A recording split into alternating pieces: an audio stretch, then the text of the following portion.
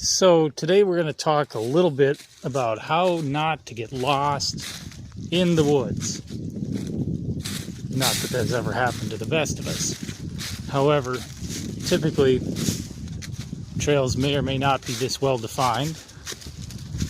You do have blue blazes. Blaze is typically about 2x4, 2x6, sometimes painted. Some more modernized trails may have plastic nailed onto the trees. Here's a good example of that. You have a very old blaze and a plastic marker nailed above it. This could be a little deceiving because typically two blazes indicates a sharp directional change in the trail. But in this case, it's a situation where they probably should have put the new plastic marker over the existing blaze because the trail very clearly continues on in a straight line.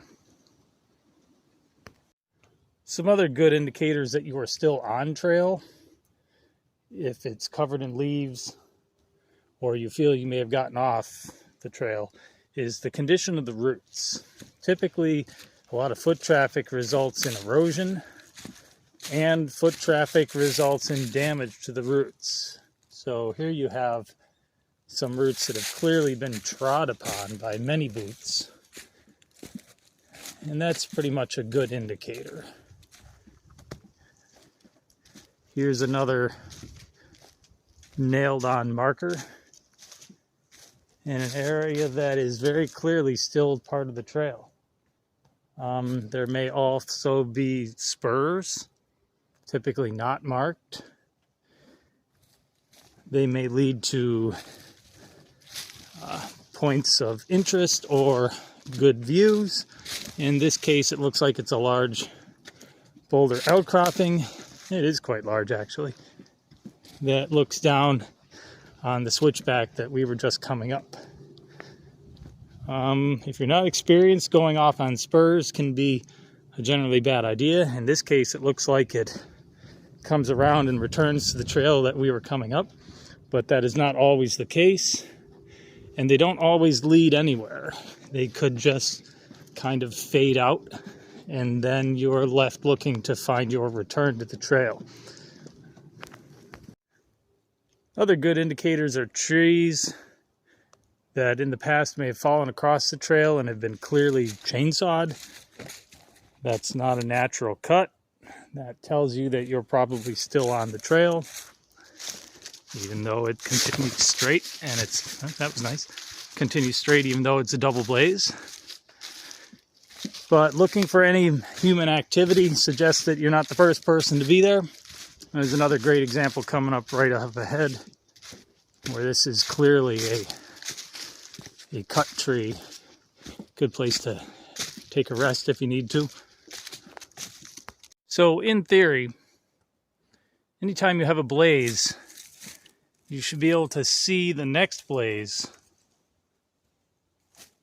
from that position. And as you can see, it's straight ahead. It may not be that easy with the video, but I can see a blaze directly ahead. And you move from blaze tree to blaze tree. In this case, occasionally there is a blaze on the other side. Some trees have directional blazes, so it's easy for return. You're not on a boat, so there's no right return issues to be concerned about.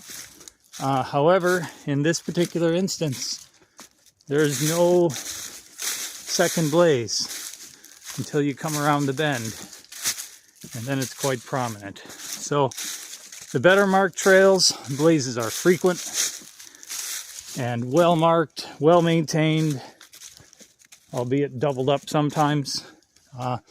Less traveled trails, you may find that tree damage over time has taken down a lot of the blazes. You could lose in a bad winter 2 or 3 blaze trees, which could put you in a situation if you are not paying close attention to the ground. And even in some cases, they go a little heavy. They're too frequent.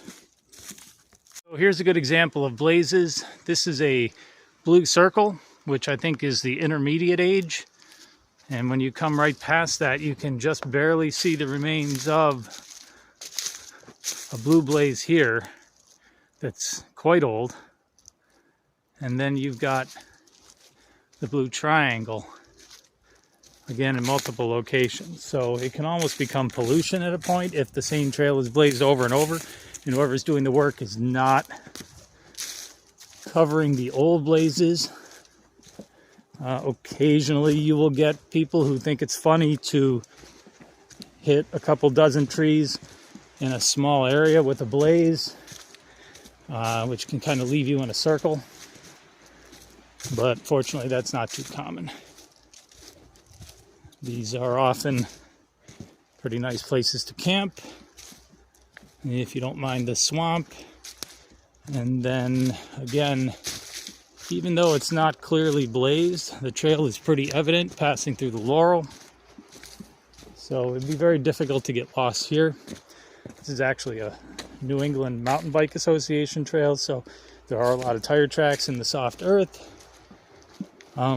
Very, very hard to get lost in this particular trail. Here's another good example of a tree that's been blazed several times. Looks maybe 2 or 3. Looks like the most recent was probably the blue circle, but it's kind of a sloppy job, so that's some old school work there.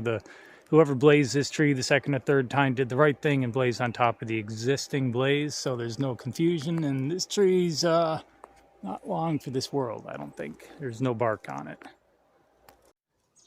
This trail is actually in a state forest, so it's fairly well maintained.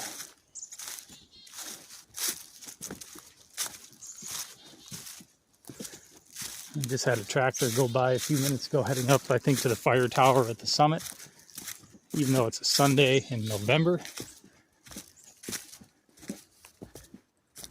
So here's an example of where you might find yourself getting into a little bit of trouble if you're not accustomed to staying on trail. And although we've got a blaze right here, we've also got this rock garden looking thing. Now, we're in a state forest, so I really don't expect to see any ruins or even cellar holes, especially at this height. But, you never know. It's interesting. We might want to check it out. So once you step off the trail, especially if it's springtime or summer when there's a lot of greenery, the visibility would be a lot less here. You wouldn't be able to see that next blaze on the tree straight ahead as the trail kind of follows along and to the right. So your best practice might be to leave something at a point on the trail, and then as you venture off trail for your exploration, continuously look back to ensure that you can still see your start point. If you get to the point where you can no longer see that, and being off trail, you could very easily find yourself in a position where you would struggle to get back. Now, this is kind of washed out into a typical pile of New England rocks, but again, it's only taken a little bit of time to get away from where I started. So this could be a little intimidating at first, but again, keep in mind the direction you came in. You should not have gone too far from your start point with your marker, and returning to the trail usually shouldn't be too difficult. So also keep in mind that whenever you find yourself in a position where there's no marker, even though in this case about 50 yards ahead it looks like we have a signpost, a gate, and a road. Could be the reason why there's no markers. Somebody didn't feel it was necessary. You've always got the option to turn back and retrace your steps, and again, the return blazes ought to be pretty clear. So technically, from right here, I should be able to see the next blaze, but I cannot. However, there's a road right ahead. Of course, we are in Massachusetts, and Massachusetts loves nothing more than a gate to restrict access to public lands. And of course, since we have a ton of money, we take down the old gates and we build the new gates.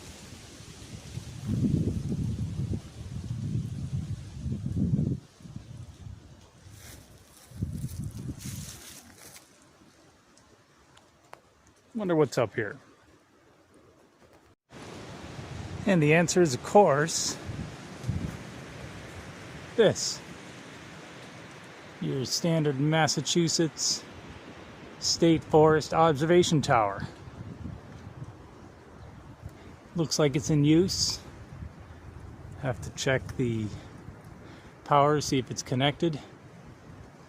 Doesn't look like it's open, but we're gonna go find out since there's no fence around it. Of course, also, being state forest, there's typically signs. I'm not sure if these blazes are correct. I think we're going to return down Darling or Long Trail, so we may find out. Typically Long Trail, I believe, was white, but I guess we'll find out shortly. So here we are at the top. Entry is locked, so we won't be going up in there today. Pretty impressive view. Off in the distance you can see a radar tower. I believe I visited that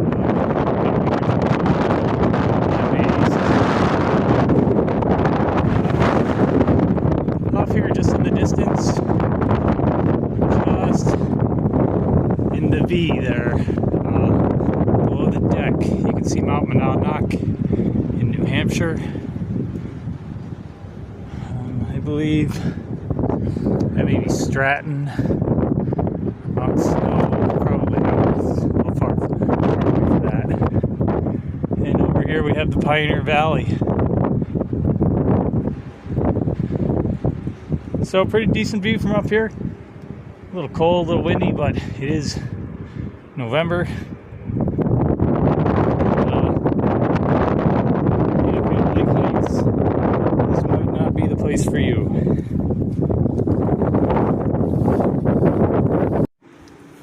So we're going to make a decision on how to return. It's only 0.6 along the Long Trail to the campground, which I believe is still in DAR, the Daughters of the American Revolution State Forest in Massachusetts. We may head down Darling, which is a half mile. I'll probably make that decision based on an app, because I didn't bring an actual map. Not particularly smart. Apps are great if you're hiking around the local reservoir or a conservation area in your local community, but putting all your faith in an online app, especially this time of year with not that much sunlight and probably be in the low 20s up here tonight. Not that cold, but cold enough. You don't want to be caught up here with your app no longer working because your phone battery died 2 hours ago. This is not the actual trail we're going to be taking down. This is Darling Trail, but I wanted to come down here far enough to get to a blaze to show you that here's our yellow blaze now on the tree. And again, these are considerably older by the looks of them. This trail may not be as heavily trafficked, although it's quite evident. Very rocky. Of course, we are at the summit. I think this is about 1,600 feet. Hardly a summit, but the top of the hill where you have the fire tower. But we'll be taking the long way around and down to there's a reservoir down at the bottom which has some amenities. I don't think there'll be too many people swimming in November, but we're going to take the long way because it is really quite nice today. It's cool but not cold, a little breezy, and the sky is clear. So it's a good day to have a nice fall hike. And again, the trail is very heavily trafficked. Very rocky up here. But as you can see, it gets a little denser. And although it's pretty clear now, when there's foliage, it'll be a little harder to actually see where the trail is, especially as this laurel tends to overgrow the trails. But it's pretty well marked. May have been some bad weather up here recently. There's a lot of downed trees, and it looks like the most recent blazes are all on fairly young trees. So what we have here is a real mess. This is right off the road, which leads to the fire tower up above. And as you can see, the trail is pretty well defined. But if you step off the trail, even for a minute or a few feet, you'll find that there's paint all over. We've got trees that have numbers and white X's, and it's pretty visible. And we are not far off the trail. So I'm not exactly certain why they're doing this, but the Massachusetts Department of Massachusetts Environmental Protection is probably tracking insect damage or disease on some of these trees. But if you wander into an area like that, it's pretty easy to get off trail. Typically, as long as you are careful, you'll be able to find your way out. And these areas usually are easily accessible to the workers that are going to be performing the survey. So you're not far from usually blacktop. There are a lot of places where you'll find you're crossing roads, particularly if the summit has a radio tower or, in this case, a fire tower. It should go without saying, be careful when crossing the roads. When the roads are open to the public, very often people feel that it's a park and they're not going to encounter pedestrians, and they may not be paying close attention. And it's very easy to step out of the woods and into the path of a car, and that'll make for a difficult hike home.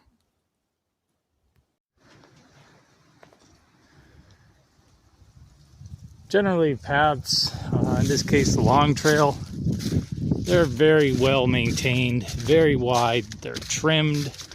It is still New England, so expect to kick a few rocks. They crop up. But getting seriously lost in a state forest in Massachusetts would be pretty hard. I'm not going to go into great deal about orienteering or using a compass, but I think from my position right now, if I were to choose a heading and head in that direction, within probably an hour, I'd find pavement. So regarding following a heading or using a compass, it is a great idea to bring a compass with you, even if you're relying on an app to find your path. Having a true heading to follow in the event you do get off trail can be very valuable. Having a general knowledge of where you are, where the nearest road, town, river might be, and then using that compass to maintain a straight heading. It's very easy to get off your heading as you navigate dips, valleys, hills, around trees, deadfalls. So we won't go into that here, but I strongly recommend you find some resources. There's a lot of them on most platforms on basic orienteering, and just get a general idea of what to do in case you drop your phone on this rock up ahead and now you have no map.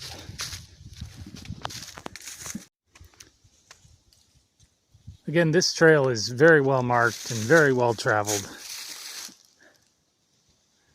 But I just want to show you something here.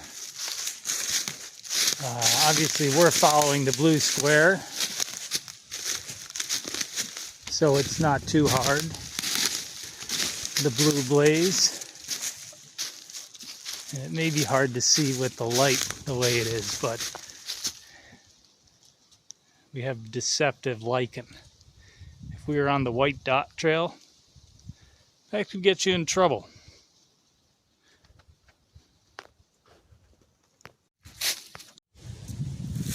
I've had a lot of people ask me, oh, don't you worry about bears or, mountain lions and other general dangers of the woods. And I'm here to tell you that A, there's really not a lot of mountain lions in western Massachusetts.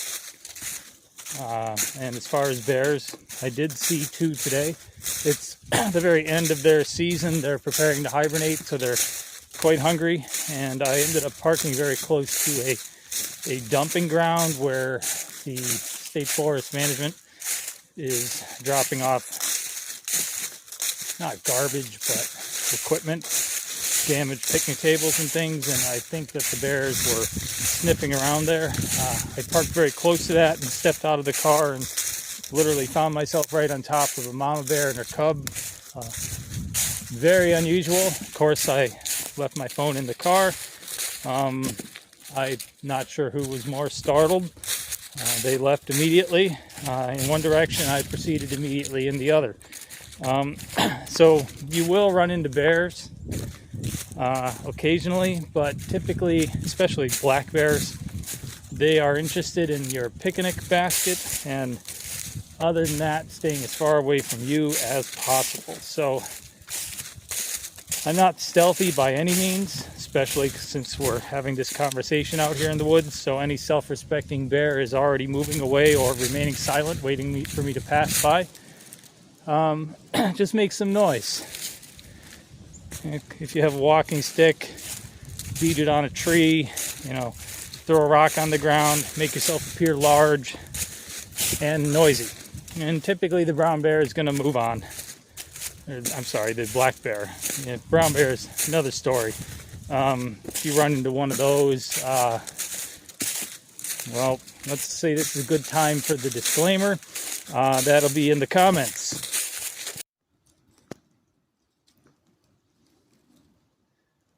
Not exactly sure what they're trying to tell us here. We have blue blazes and this white metal triangle, which has some blue paint on it. And it looks as if at one time the trail went past this tree and down towards the bog. However, as trails are managed and traveled, they suffer a lot of erosion, and they'll become damaged. And what you may have here is someone made the decision to relocate the trail along this sort of rocky ridge, and it probably loops around on the other side over here, but we're no longer passing through that area, probably to protect the wetlands, or perhaps it's a difficult obstacle. A lot of trails have been relocated to make them a little bit more accessible, particularly easy and moderate trails like this one. So respect that. Typically, if it's been cordoned off or the trail's been redirected, there was a reason for that. Yeah, stay on trail. That's the whole point, right? So this is the point that I've been waiting for. I have found the blaze, but the trail just appears to stop here. The blaze is actually straight ahead, but I had proceeded forward and it wasn't visible to me. And then on this tree here, we have this. I don't know what that means, but clearly it's not your typical blaze. It's heavily blazed going up from the direction that we came. But as you proceed into here, it really is not well marked. The leaves, it is fall. There's a lot of brush, a lot of sticks. So again, when you find yourself unable to see the next blaze, just take a step back and look around. Find the most recent blaze behind you, and then proceed when you know where you're going. Again, worst case, work out in a radius from around something visible like your backpack until you find the blaze. Your general direction shouldn't change that much. Even if a few trees have come down or they're obscured, especially in a trail like this, you'll find your way back onto the trail very quickly and easily. So we've come across another hiker who's carrying a leash and is whistling for their dog. So more of that in a minute. I haven't seen anybody all day. I just came down from the tower. I came up from the parking area down by the pond. Yeah, there was that part down there. There's a few cars, but I think it's coming this way. I probably wouldn't see many people. Yeah, just me.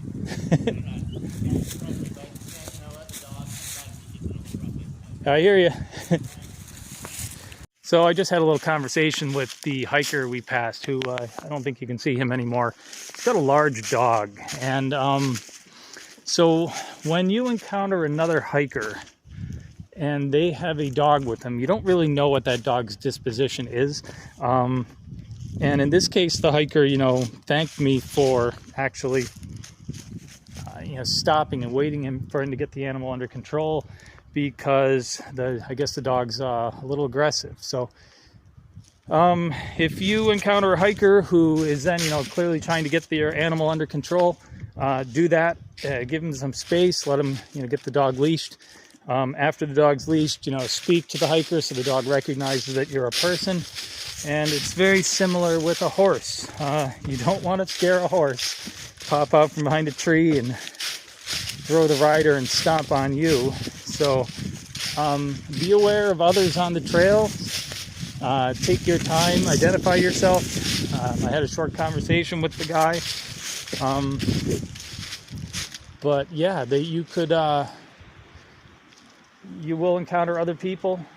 He's the only person I've seen today. Just the best practice to give him some space until you can identify, and let the dog know that you're a person. So another good example, really there should be a double blaze on this tree. Looks like we're using arrows here. I mean, it's clearly blazed up on both sides. So not too hard to figure out what they're trying to say here, but typically two blazes, one above the other, indicates a direction change. And the trail's a little rough here. Keep an eye out for anomalies in the ground. In the background here, you can see there's a rock wall, really common in New England. But here we have a small hole, but right here, a larger hole, and deceptively square. So a lot of rocks around the perimeter, some old growth trees, relatively old growth. This could very well be a cellar hole. It could have been a structure here some time ago. It's not big, maybe 20 by 15, 20 by 10, heavily eroded, but it's a pretty good fair guess that there was a structure here at one time. Long gone now, but keep an eye out. You never know what you'll find if you pay attention and you're not focused on where your feet are going all the time.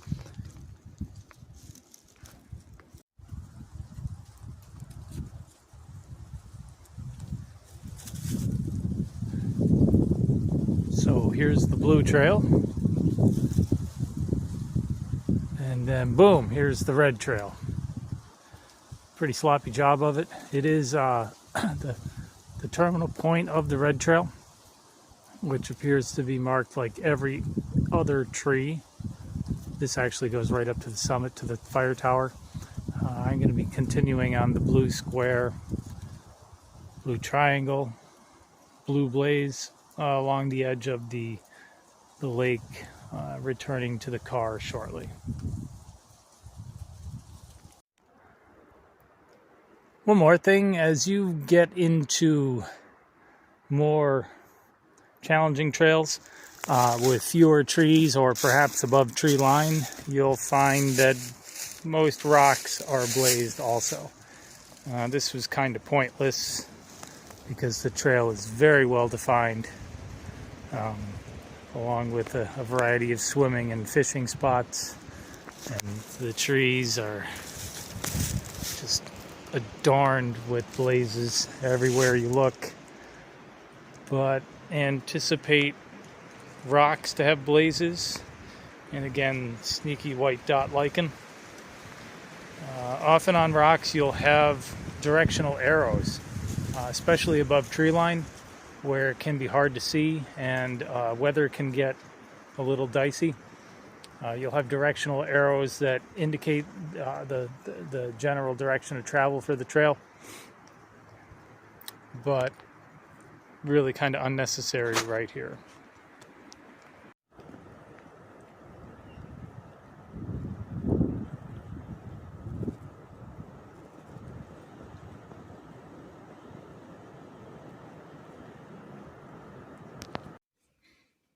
Okay, so I'm here to tell you about impending doom and political unrest from my car.